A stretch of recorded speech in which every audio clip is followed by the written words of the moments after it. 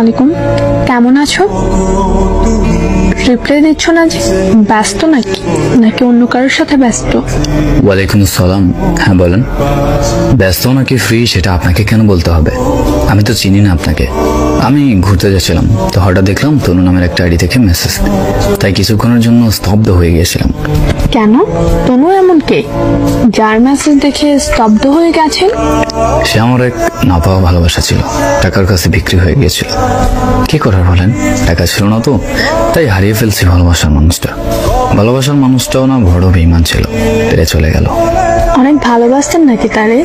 বাসা দিয়ে বোঝানোর ক্ষমতা নেই আমার, তবে যাই হোক উনি এখন অনেক ভালো আছে, আর আমি আমার মতো করে জীবন গুছিয়ে নিচ্ছি। আর আপনাকে না চিনে অনেক কিছুই বলে ফেললাম, মাফ করবেন। আসলে আবেগ ধরে রাখা যায় না তো, তাই দুঃখিত। বাই। শুনুন শুনুন, আপনি অসম্ভব ভালোবাসার মানুষটা আমি নিজেই, আমি তনু। আপনি মজা করেন নাকি? তনু মানে? ও তো শুনেছি বিয়ে হয়ে গেছে আর অনেক আগে, তাহলে সে কিভাবে সামনে চোখ ফাঁকি দিয়ে আমার সাথে মেসেজ করবে? আপনি মজা করতেছেন।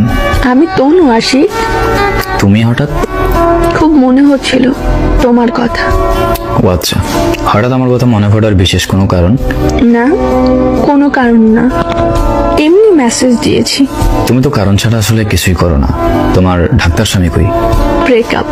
ব্রেকআপ নাকি ডিভোর্স? বিয়ে করিনি আমরা।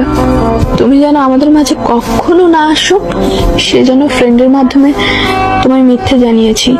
বাহ, ভালো তো। আমি গিয়েছি কখনো আপনাদের মাঝে? না। ব্রেকআপ হওয়ার কারণ? ও একটা শরীর লোভী, আরো কয়েকটা মেয়ের সাথে ওর সম্পর্ক। রিলেশনে যাওয়ার পর থেকেই শুধু খারাপ প্রস্তাব। আমি আর এসব নিতে না পেরে ওর সাথে ব্রেকআপ করে দিই। তারপর জানতে পারি ওর আরো কয়েকটা জিএফ আছে। হাসি ভাই কেন জানি ফেরেস্তা পাইছিলাম ভাবছিলাম, যার জন্য ফ্যামিলির সমস্যা দিকে চলে গেছে। তাহলে এখন আমার কাছে কি চাও? আমরা কি আগের মতো হতে পারি না? সরি, কি বলতেছেন? মাফ করে দেওয়া যায় না? আমার বাসার কাজে বহাবা? এটা বলতে পারলে? কেন বলতে পারবো না?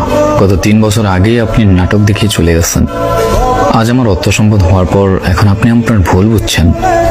আসলে আপনি টাকার কাছে বিক্রি হয়ে যাওয়া একজন চরিত্রহীন মেয়ে, তখনও টাকার কাছে বিক্রি হয়েছিলেন। আপনি যাওয়ার পর আমি যে নেশা করবো, এই করবো, সে করবো, ব্যাপারটা এমন ছিল না। আমি কিছুই করিনি। আমি ব্রেকআপ হওয়ার 2-3 মাসের মাথায় অস্ট্রেলিয়া চলে যাই বড় ভাইয়ের কাছে। তারপর কঠোর পরিশ্রম করে বাড়ি গাড়ি বানিয়েছি। 7-8 ঘন্টা ঘুমের জায়গায় 14 ঘন্টা ডিউটি করে টাকা রোজগার করেছি। বলেছিলাম না কঠোর হবে আমার জবাব।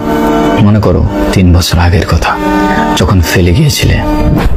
সময় হলে আমি তো কঠোর বদলা জবাব নেব এটার। কেমন এই প্রতিশোধের আগুন আমি নিজের ভিতর চালিয়ে রাখবো। রাখো না এসব। তুমি বিষয়টা রেখে দিলো, আমি রেখে দেওয়ার মতো ছেলেই নই।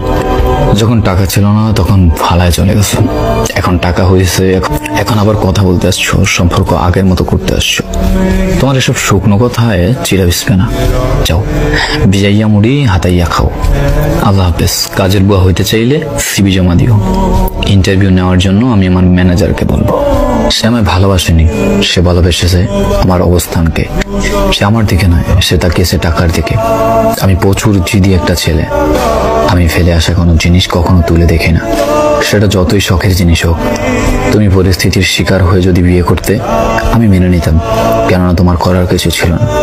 কিন্তু তুমি তো বেইমানি করেছো, তাহলে কিভাবে তোমাকে আমি সুযোগ দেব?